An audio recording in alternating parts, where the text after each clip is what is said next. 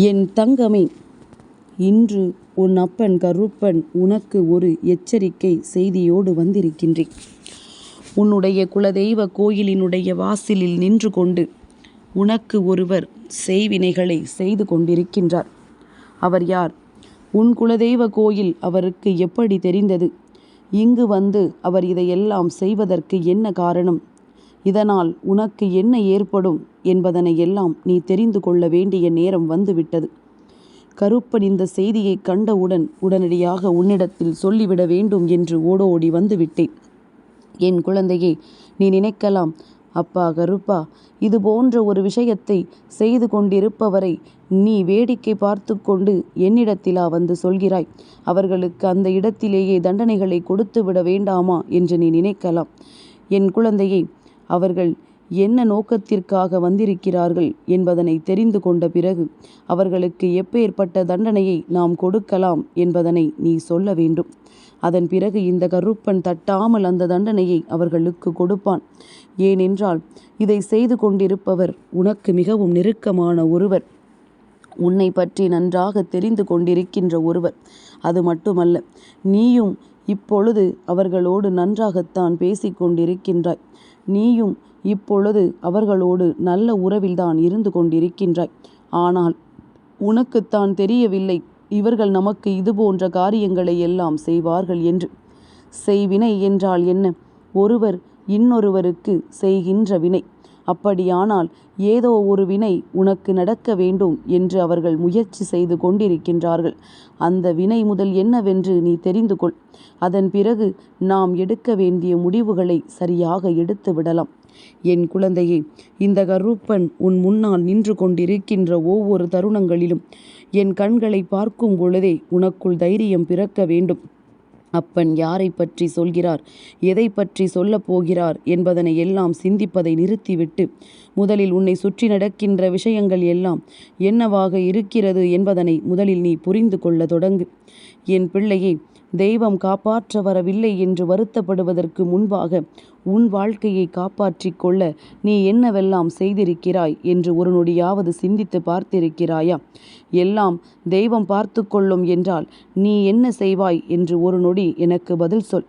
என் குழந்தையே, வாழ்க்கையை நீ என்னிடத்தில் முழு பொறுப்பிலும் விட்டு விடுவது தவறு கிடையாது. அதற்காக நீ எதுவும் செய்யாமல் இருக்க முடியுமா? உனக்கால் என்னவெல்லாம் செய்ய முடியுமோ அந்த முயற்சிகளை எல்லாம் நீ தொடர்ந்து செய்து கொண்டே இருக்க வேண்டும். இந்த வாழ்க்கையில் எந்த லட்சியத்தை நோக்கிய பயணமாக உன்னுடைய பயணம் இருந்து கொண்டிருக்கின்றதோ அந்த பாதை மாறாமல் நீ அந்த பயணத்தை நல்லபடியாக மேற்கொண்டிருக்க வேண்டும். எந்த இடத்திலும் எந்த தடைகள் வந்தாலும் அந்த தடைகளை எல்லாம் மீறி நீ மேலேறி வர வேண்டும். அப்படி நீ வரும் பொழுது இந்த வாழ்க்கை ஒட்டுமொத்த சந்தோஷத்தையும் உன் முன்னால் கொண்டு வந்து நிறுத்தும். ஒட்டுமொத்த மகிழ்ச்சியையும் உனக்கே உனக்கானதாக உன் கைகளில் கொண்டு வந்து சேர்க்கும். என்ன நடந்தாலும் எது வந்தாலும் அப்பன் கருப்பன் நான் இருக்கிறேன் என்பது உன் நினைவில் இருக்கட்டும். கருப்பனின் அன்பு என்றும் என்றென்றும் உன்னை தொடர்ந்து வரும். அதே நேரத்தில் உன்னுடைய முயற்சிகளும் உனக்கு கைமேல் பலன் கொடுக்கும். அதற்கு எப்பொழுதும் இந்த கருப்பன் உன்னோடு உடன் இருப்பான் என்பதனை நீ புரிந்து கொள்ள வேண்டும். என் பிள்ளையே, இந்த நேரத்தில் நான் இருக்கிறேன் என்பதனை நீ புரிந்து கொள்கிறாயானால் நிச்சயமாக இனி எந்த சூழ்நிலையிலும் உன்னை நான் கைவிடுவதற்கு வரவில்லை என்பதனை நீ உணர்ந்து விட வேண்டும். ஒரு நல்ல விஷயம் நடந்தவுடன் சந்தோஷப்படுவதும் ஒரு கெட்ட விஷயம் நடந்தவுடன் தெய்வமே இல்லை என்று சொல்லி வருத்தப்படுவதும் தவறான காரியம் அல்லவா?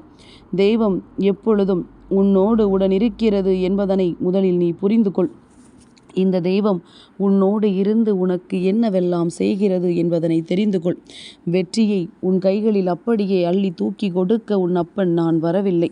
உன் முயற்சிக்கு பலனை கொடுக்கத்தான் நான் உன்னை தேடி வருகிறேன் என்பதனை நீ புரிந்து கொள்ள வேண்டும். அப்படி இருக்கின்ற பொழுதுதான் இந்த பிள்ளைகள் எந்த நேரத்திலும் தன் முயற்சியை கைவிட்டு விடாமல் தன்னுடைய இலக்கை நோக்கி சென்று கொண்டிருப்பார்கள். எல்லாமும் எளிதாக கிடைக்கும் என்றால் இங்கே யாருக்கும் எந்த கஷ்டமும் எதுவும் இருக்காது அல்லவா? எல்லோருமே அவர்கள் இஷ்டத்திற்கு அவர்களின் வேலைகளை செய்து கொண்டு எல்லாம் தானாக வந்து சேரும் என்றல்லவா இருந்து கொண்டிருப்பார்கள்.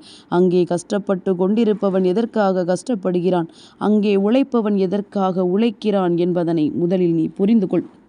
இந்த கருப்பன் இன்று உன் முன்னால் நிற்கின்ற இந்த நேரத்தில் உன்னுடைய வாழ்க்கையில் உனக்கு நான் என்ன தர வேண்டும் என்ற முடிவினை எடுத்திருக்கிறேன். அது மட்டுமல்லாமல் உன் குலதெய்வத்தின் வாசலில் நின்று கொண்டு செய்வினைகளை செய்வர்களின் எண்ணம் என்னவென்பதனையும் நீ தெரிந்து கொள். என் பிள்ளையை, உன்னுடைய குலதெய்வம்தான் அவர்களின் குலதெய்வமும். அப்படியானால் உனக்கு நெருக்கமானவர் என்பது இப்பொழுது உனக்கு உறுதியாகிவிட்டதல்லவா? உன் குலதெய்வ வாசலுக்கு வருகின்றார். வந்து நின்று கையெடுத்து வணங்குகின்றார். வணங்கிக் கொண்டு உனக்கு உன் வாழ்க்கையில் இருக்கின்ற ஒரு பிரச்சனையை பற்றி சொல்லி, இந்த பிரச்சனையினால் நீ தவித்து நிற்பதாகவும், இந்த கஷ்டத்தினால் வாழ்க்கையில் நீ உடைந்து போவதாகவும், இனி எப்பொழுதுமே இந்த விஷயத்திலிருந்து மீண்டு வர முடியாத ஒரு சிக்கலில் நீ தவித்து நிற்பதாகவும் அவர்கள் சொல்லி இருக்கின்றார்கள். அது மட்டுமல்ல, நீ தவித்து கொண்டிருக்கின்ற இந்த விஷயத்திலிருந்து உனக்கு நல்லதை கொடுக்க வேண்டும் என்றும், உன்னை இந்த பிரச்சனையிலிருந்து மீட்டெடுக்க வேண்டும் என்றும் அவர்கள் நினைக்கின்றார்கள். இந்த துன்பத்திலிருந்து உன்னை வெளிவர வைக்க வேண்டும் என்று இவர்கள் யோசிப்பதனால் இந்த குலதெய்வத்தின் முன்னிலையில் அவர்கள் இந்த வேண்டுதலை வைத்திருக்கின்றார்கள். அவர்கள் செய்த வினை என்னவென்று உனக்கு புரிகின்றதா? உனக்கு நல்லதைத்தான் செய்ய அவர்கள் முயற்சி செய்து கொண்டிருக்கின்றார்கள். அப்படியானால் நீ யாரோடு இப்பொழுது பழகி கொண்டிருக்கின்றாயோ அவர்கள் நல்லவர்கள் என்று உன் அப்பன் சொல்கின்றேன். உன்னிடத்தில் ஒருவர் பேசுகின்ற பேச்சை வைத்தே அவர்களின் உள் மனதில் என்ன இருக்கிறது என்பதனை நிச்சயமாக புரிந்து கொள்ள முடியும். அப்படி உன்னால் புரிந்து கொள்ள முடியவில்லை என்றால் நீ ஏதாவது ஒரு விஷயத்தில் தவறு செய்கிறாய் என்று அர்த்தமாகிவிடும். என் குழந்தையே, இன்றிருக்கின்ற மனிதர்கள் நல்லவர்களை எல்லாம் தூக்கி தூர எறிந்துவிட்டு கெட்டவர்களோடு தான் அதிகமான பழக்கத்தை வைத்து கொள்கின்றார்கள். அதற்கு காரணம் என்ன தெரியுமா? நடிப்பது சிறப்பாக செய்யும் பொழுது அதை நம்பி விடுகின்றார்கள். ஆனால் உண்மை ஒரு நாள் வெளிவரும் பொழுது அன்று நிச்சயமாக தான் செய்த தவறை அவர்கள் உணர்வார்கள். நாம் யாரை காயப்படுத்தினோமோ, யாரை வேதனைப்படுத்தினோமோ அவர்கள் இப்பொழுது உன்னுடைய வாழ்க்கையில் மிகப்பெரிய உதவியை உனக்கு செய்து கொண்டிருக்கின்றார்கள். நீ நல்லபடியாக பேசிக்கொண்டிருந்தாலும் பல தருணங்களில் அவர்களின் மனதை காயப்படுத்தி இருக்கிறாய் என்பது உண்மை. நம் மீது அதிகப்படியான அன்பை ஒருவர் காட்டும் பொழுது அவர்களை காயப்படுத்துவது தானே நம்முடைய வேலையாக இருக்கின்றது. அப்படி இருக்கும் பொழுது இவர்களும் நீ நினைப்பது போல நினைக்காமல், நீ காயப்படுத்தி விட்டாய் என்பதற்காக உன்னை மீண்டும் காயப்படுத்த வேண்டும் என்று நினைக்காமல் உனக்கு நல்லதை செய்ய வேண்டி குலதெய்வத்தின் வாசலில் நிற்கின்றார்கள். அவர்கள் செய்த வினையானது உன் வாழ்க்கையில் உனக்கு மிகப்பெரிய பலன்களை கொடுக்கப் போகின்றது. பல நல்ல விஷயங்களை உன் வாழ்க்கையாக்கி தரப்போகின்றது. அப்படி நீ நினைத்தது போல இந்த வாழ்க்கை மாறிவிட்டது என்றால் நிச்சயமாக அதன் பிறகு உன் கோவிலுக்குள் வந்து நான் உனக்கு செய்ய வேண்டியதை செய்கிறேன் என்று அவர்கள் சொல்கின்றார்கள். அப்பன் சொல்வது உனக்கு புரிகின்றதா? அவர்கள் உனக்கு என்ன செய்ய வேண்டும் என்று குலதெய்வத்தின் வாசலில் நின்று வேண்டிக் கொண்டிருக்கின்றார்களோ அந்த வேண்டுதலை குலதெய்வம் நிறைவேற்றி கொடுத்து விட்ட பிறகுதான் உள்ளே வருவேன் என்று சொல்கின்றார்கள். என் குழந்தையே, இப்பேற்பட்ட உன் வாழ்க்கையில் இருக்கின்ற ஒருவரை நீ அடையாளம் காணாமல் இருப்பது தவறல்லவா? இதுபோன்று எல்லோருக்குமே வாழ்க்கையில் சில பிரச்சனைகளும் சலசலப்புகளும் இருக்கத்தான் செய்கின்றது. உண்மையையும் பொய்யையும் கண்டுபிடிக்க தெரியவில்லை. போலியான மனிதர்களிடம் பழகுவதும் நல்ல மனிதர்களை ஒதுக்கி வைப்பதும் இது போன்றுதான் நடந்து கொண்டிருக்கின்றது. இந்த நிலையிலிருந்து எப்படியாவது மீள வேண்டும். இந்த சூழ்நிலையிலிருந்து எப்படியாவது மீண்டு வந்து நமக்கான சந்தோஷத்தை நாம் உறுதி செய்ய வேண்டும். என்ன நடந்தாலும் சரி, எது வந்தாலும் சரி, என் பிள்ளையே, இனி உனக்கான இந்த வாழ்க்கையில் எந்த விஷயங்களும் உன்னுடைய குலதெய்வத்தை தாண்டி நடக்காது என்பதனை புரிந்து கொள். இங்கு ஒருவர் மற்றொருவருக்காக ஒரு விஷயத்தை வேண்டிக் கொள்வது என்பது நம்மால் நம்ப முடியாத ஒரு காரியம். ஏனென்றால் அவர்கள் தன்னுடைய சுயநலத்தை மட்டுமே தன் கணக்கில் கொண்டு வாழ்ந்து கொண்டிருக்கின்றார்கள். தான் மட்டும் நன்றாக இருக்க வேண்டும், தன் வாழ்க்கை மட்டும் நன்றாக இருக்க வேண்டும் என்பதுதான் இங்கு எல்லோருடைய எண்ணமாகவும் இருந்து கொண்டிருக்கின்றது. அப்படி இருக்கும் பொழுது இவர்கள் உனக்காக வேண்டுதல் வைக்கிறார்கள் என்றால் நிச்சயமாகவே இவர்கள் நல்லவர்கள் தானே. இவர்களை நினைத்து நீ பெருமைப்பட வேண்டும். என் பிள்ளையை, இனியாவது வாழ்க்கையில் எப்பொழுதுமே தன்னை சுற்றி வருகின்ற சில உறவுகளுக்கு மதிப்பு கொடுக்க பழகு. யாரையும் நம்ப மாட்டேன், யார் வார்த்தைகளையும் கேட்க மாட்டேன் என்று சொல்லக்கூடாது. என் குழந்தையே, நாம் ஒருவரை சந்தேகிப்பதில் தவறு கிடையாது. ஆனால் அதே நேரத்தில் அவர்களுக்கு தெரியும்படியோ அவர்களின் மனது காயப்படும்படியோ அதை செய்யக்கூடாது. எதிர்பார்ப்புகள் இல்லாமல் பழகி கொண்டாலே அவர்கள் எவ்வாறு நடந்து கொண்டாலுமே அது உனக்கு வேதனையை கொடுக்காது அல்லவா? அப்படியானால் அந்த நேரத்தில் உனக்கு இவர்கள் துரோகம் செய்ததாக ஒருபொழுதும் அது ஆகாது. ஏனென்றால் அதை ஏற்றுக்கொள்ள நீயே தயாராக இல்லாமல் இருக்கும் பொழுது அவர்கள் எதை செய்து என்ன பலன் இருக்கப் போகின்றது? இப்படி நடந்தாலுமே அதை எதிர்கொள்ள என்னால் முடியும் என்றுதானே என் பிள்ளை நீ நின்று கொண்டிருக்கின்றாய். அப்படி இருக்கும் பொழுது இனி உன்னை சுற்றி நடக்கின்ற விஷயங்கள், உன்னை சுற்றி நடக்கப் போகின்ற உண்மைகள் என்று இவை எல்லாவற்றையும் கண்டு இந்த கருப்பன் சொன்னது போல நீ மனமகிழ்ச்சியோடு இருக்க வேண்டும். உனக்காகவும் இருக்கிறார்கள், உனக்காகவும் உன்னுடைய நன்மைகளையும் நினைத்து ஒரு சிலர் உன்னோடு இருக்கிறார்கள் என்பதனைத்தான் நான் சொல்கின்றேன். அப்பா, இத்தனையையும் சொல்லிவிட்டாய், அவர் யார் என்று நீ சொல்லிவிட்டாயானால் நான் சந்தோஷப்படுவேன் அல்லவா என்று நீ நினைக்கலாம். என் குழந்தையே, உன் மீது உண்மையான அன்பு கொண்ட ஒரு உறவு, உனக்காக நல்லது நடக்க வேண்டும் என்று நினைக்கின்ற உறவு, சட்டென்று எந்த ஒரு விஷயத்தையும் மனதிற்குள் மறைக்க தெரியாமல் வெளிப்படையாக பேசிவிடுகின்ற ஒரு உறவு, கோபத்தை கட்டுப்படுத்த தெரியாமல் அதை உன் மீது தான் காட்டிவிடுகின்ற ஒரு உறவு, உனக்கு நல்லது நடக்க எப்பொழுதுமே தெய்வத்தை வேண்டிக் கொண்டிருக்கின்ற ஒரு உறவு, வெளிப்படையாக உன்னிடத்தில் தன் அன்பை காட்ட தெரியாது, ஆனால் மனதிற்குள் அத்தனை அன்பையும் அடக்கி வைத்திருக்கின்ற ஒரு உறவு.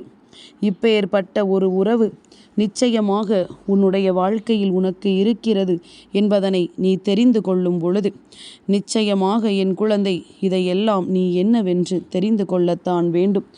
என்னவென்று நிச்சயமாக நீ புரிந்து கொள்ளத்தான் வேண்டும். உன்னோடு இருந்து இந்த கருப்பன் கைகாட்டுகின்ற இவர் உன் அருகில் இருக்கின்ற உன்னுடைய தாயாகவோ தந்தையாகவோ அல்லது உன்னுடைய உடன் பிறந்த உறவாகவோ உன்னுடைய வாழ்க்கை துணையாகவோ இருக்கலாம். நீ யார் உன்னோடு உன்னுடைய கஷ்டங்களை எல்லாம் பங்கெடுத்து கொண்டு எப்பொழுதும் உனக்கு ஆதரவாக தோள் கொடுத்து நிற்கிறார்கள் என்பதனை இப்பொழுதாவது கண்டுபிடி. இல்லை, இப்படித்தான் இருப்பேன், யார் என்ன செய்தால் நமக்கென்ன என்று சொல்லிக் கொண்டிருந்தாயானால் உனக்கு நல்லது நடப்பது உனக்கே தெரியாமல் போய்விடும். உன்னை சுற்றி நடக்கின்ற எல்லா உண்மைகளையும் உன்னால் புரிந்து கொள்ளாமல் போய்விடும். இதனை உணர்ந்து என் குழந்தை, இதையெல்லாம் நீ சுற்றி சுற்றி வருகின்ற பிரச்சனைகளை தீர்த்து கொடுக்கக்கூடிய ஒரு மிகப்பெரிய ஆயுதமாக இவர்கள் செய்த இந்த வினை மாறும் என்பதனை புரிந்து கொள். செய்வினை என்றால் தீயதற்காகத்தான் செய்வார்கள் என்று நினைக்கக்கூடாது. நல்லதற்காகவும் அதனை பயன்படுத்துகின்றவர்கள் இருக்கத்தானே செய்கின்றார்கள். அப்படியானால் உனக்கு நல்லதை நடத்தி கொடுக்க எந்த தீய விஷயங்களையும் நாடிச் செல்லாமல் உன் குலதெய்வத்தை அவர்கள் தனக்கு தேர்ந்தெடுத்திருக்கிறார்கள். அவர்களிடத்தில் வைத்து நாம் வேண்டுதலை நிறைவேற்றுகிறோம் என்றால் நிச்சயமாக காலம் முழுவதும் அது உன் வெற்றியை உனக்கு உறுதி செய்து கொடுக்கும் என்று அவர்கள் நம்புகின்றார்கள். இந்த வெற்றியை பெற்றுக்கொள்ள தயாராக இருந்துவிட்டால் போதும். இந்த வெற்றியை உனதாக்க நீ நிச்சயமாக மகிழ்ச்சியோடு இருந்துவிட்டால் போதும்.